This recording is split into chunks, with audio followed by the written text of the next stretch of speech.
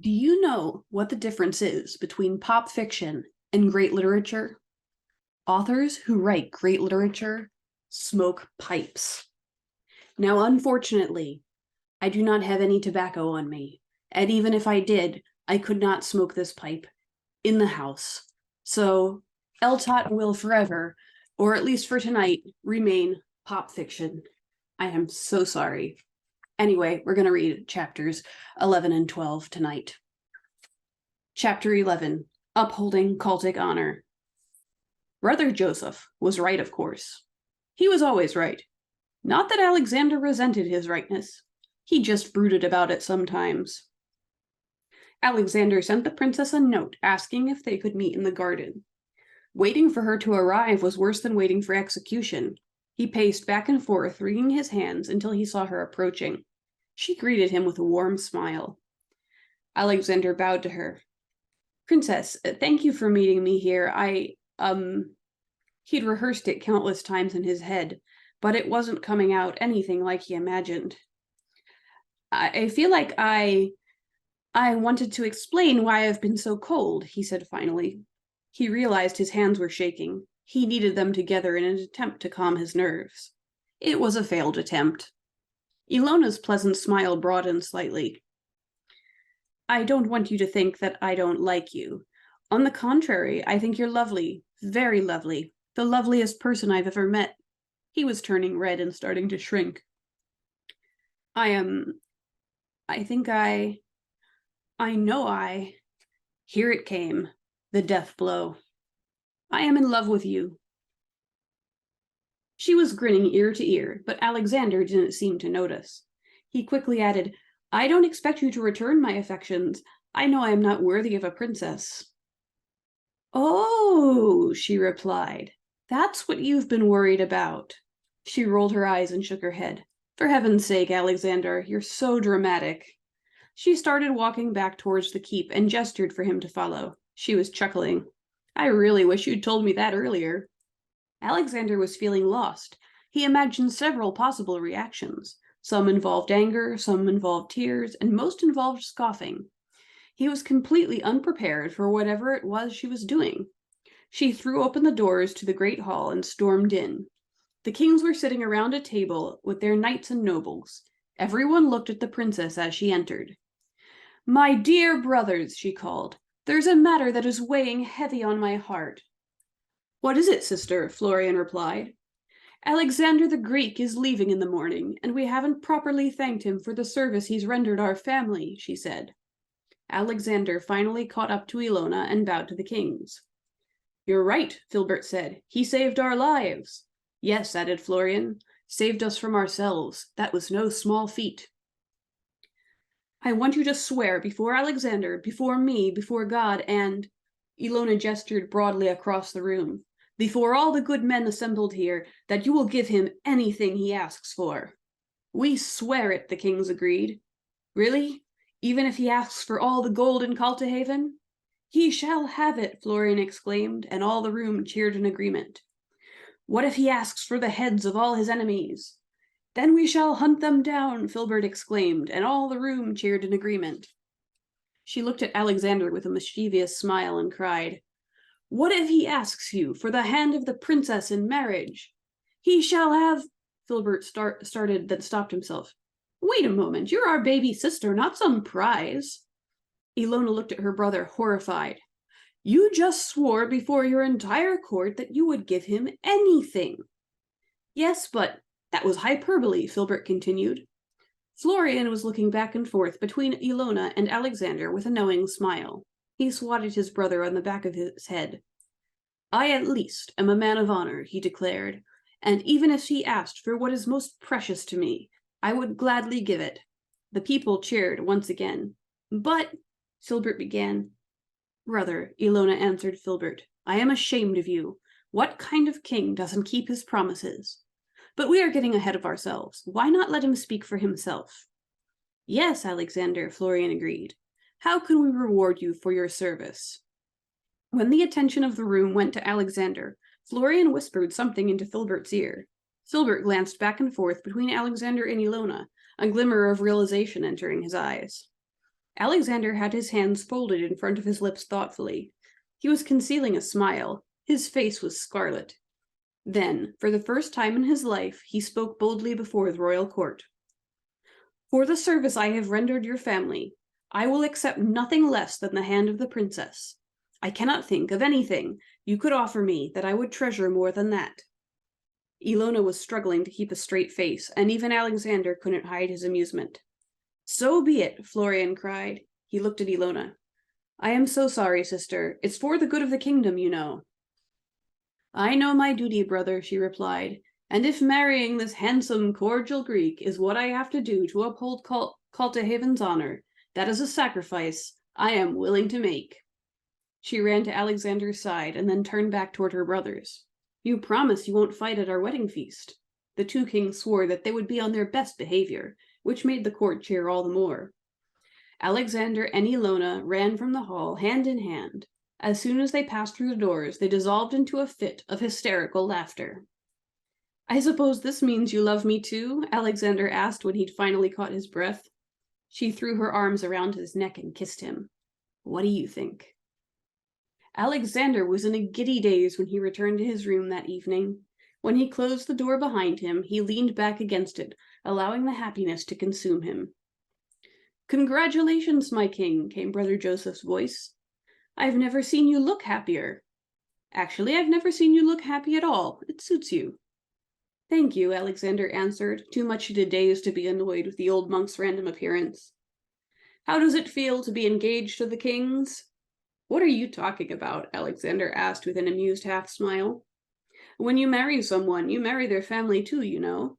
Love them or hate them, Filbert and Florian are part of your life." "They're not so bad," Alexander answered. "Don't you think Ilona should know what she's getting?" Alexander's giddiness subsided. "I don't have any family." "Telling yourself that over and over doesn't make it true," Brother Joseph commented. Alexander was silent. "And what happens when a diplomat from the Calathian court comes to visit Caltahaven and recognizes you? How will that impact Ilona?" Brother Joseph was going on. Alexander wrung his hands thoughtfully. Brother Joseph reached around him to open the door. Then he took Alexander by the shoulders, turned him around, and pushed him out.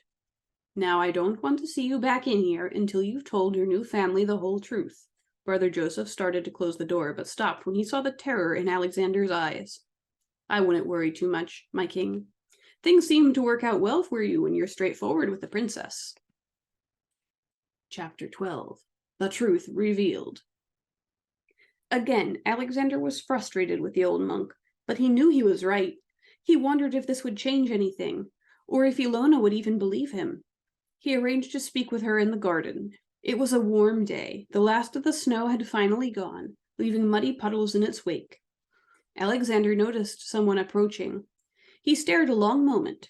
It was undoubtedly Ilona. The warm weather must have compelled her to unveil her hair. She was wearing it braided up beneath a simple circlet. She greeted him with a warm smile. He returned it. "You look different today," he observed. "Do you still want to marry me?" she teased as she sat down beside him. "I'll consider it, though I never would have asked to marry you if I'd known you had such lovely hair." He took her hands. It was a wonderful feeling, her hands in his. He was no longer confused or questioning the feelings it gave him. For a moment, he considered changing the nature of the conversation they were about to have. For the first time in his life, things were wonderful, and the truth could ruin everything. But the insistent tugging on his conscience forced him to proceed. He opened his mouth to speak and then closed it. He didn't know where to start. "Ilona," he began, "there is something, actually a lot, you don't know about me." "I'm intrigued," Ilona replied with an eager smile. For some reason, this made Alexander even more nervous.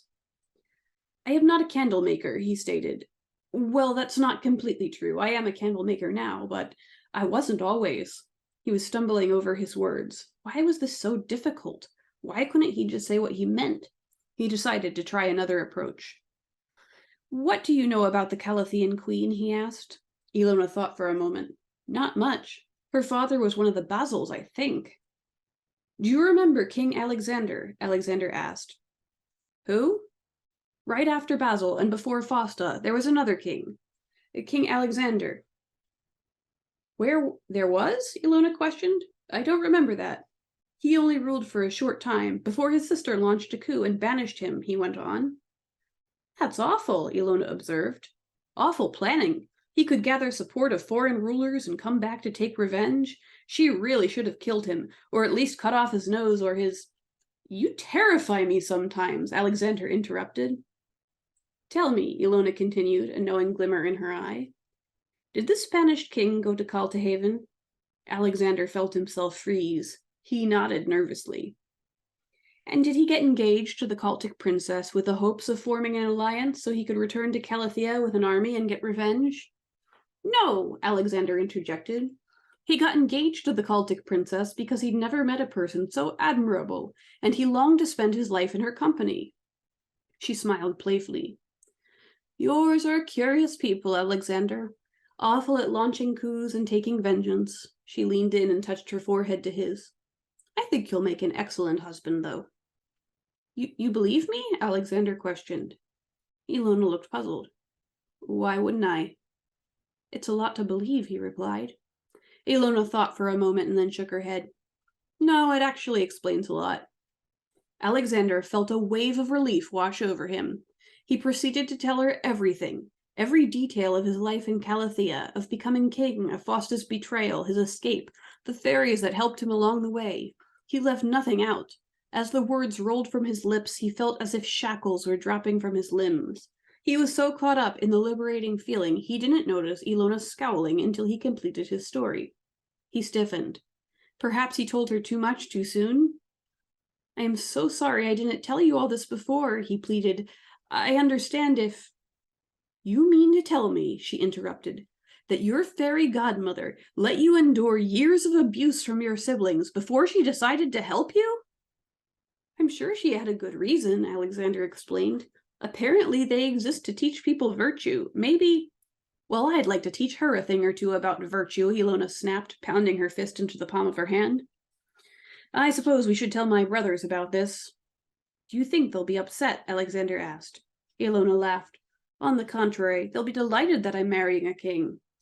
Former king, Alexander corrected.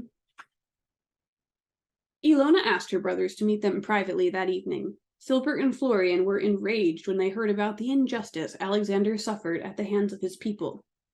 That's deplorable, Filbert cried. Completely, Florian agreed. You're our brother now. Your enemies are our enemies. Exactly, Filbert exclaimed. I say we march on Calathea at once. We'll raze the city, burn their crops, and sow salt into the earth with that.